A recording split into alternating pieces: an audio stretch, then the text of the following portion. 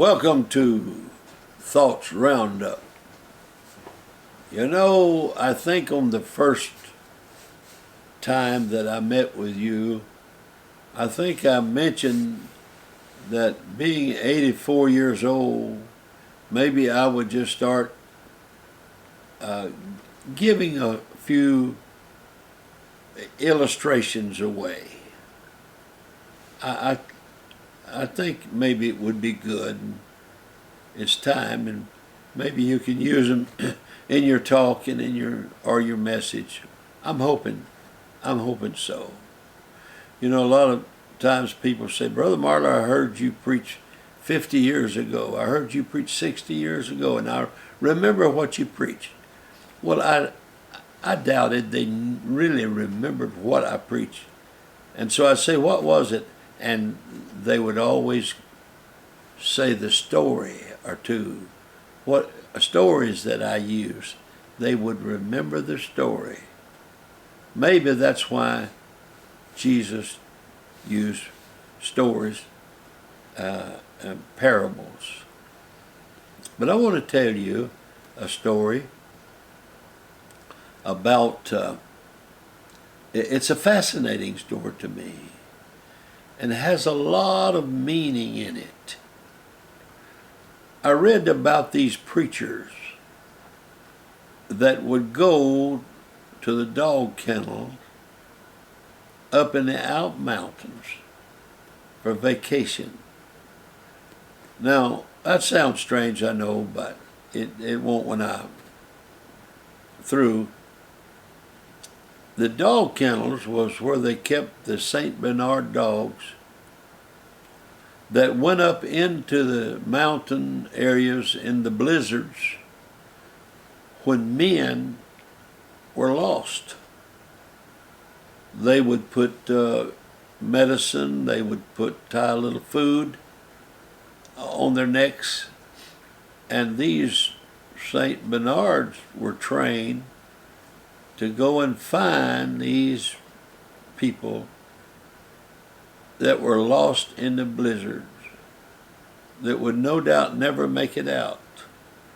Now, the reason the preachers liked to go there was because they'd hear people talk about how that when these dogs came back and they had in tow a man that had been lost, half starved to death, cold and maybe sick, and he'd stumble along behind these dogs.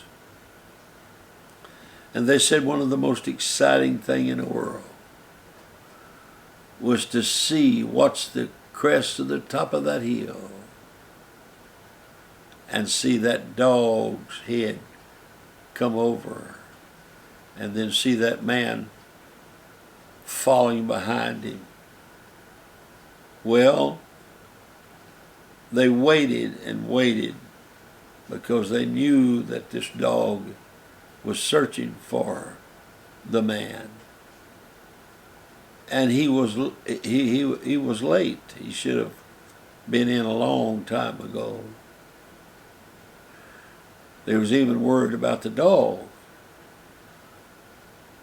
Well, all of a sudden, someone gasped, and they looked, and they saw the dog coming over the crest of the mountain in the blizzard, in the snow. They saw him coming over, but they didn't see the man. The man was not following him. So the dog came on. He came on. And the closer he got to the kennel, and where the men, the trainers and the guards were, the medics, the closer he got, the more he crouched. And by the time he got down to the pen, he was dragging his stomach in the snow. And when he got to the gate, he didn't stop. He went on to the back of the pen and lay down and turned his face the opposite direction of the people. Someone said, "Well, isn't he hungry?" He said, "Yes, he's hungry. He's probably almost to starve." Well, I said, "Why don't he eat his food?" He said, "You don't understand. He's embarrassed."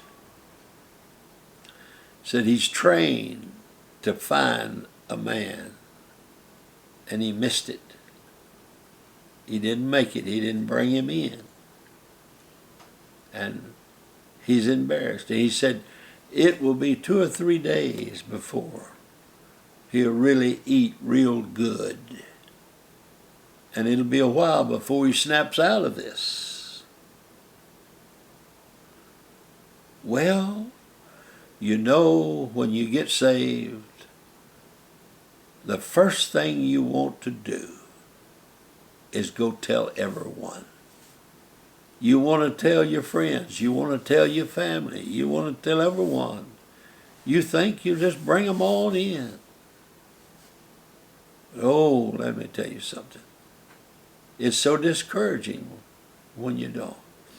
But you know the sad thing about it all is when people come to church time after time after time after time after time, year after year after year, and never bring anyone. And yet, they don't seem to have any remorse. They don't seem to feel bad about it. Now, I'm aware that you can't make folks be saved. You can't make them come to church. I understand that.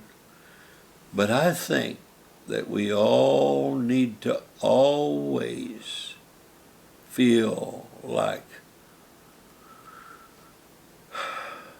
well, it would have been totally complete had we invited someone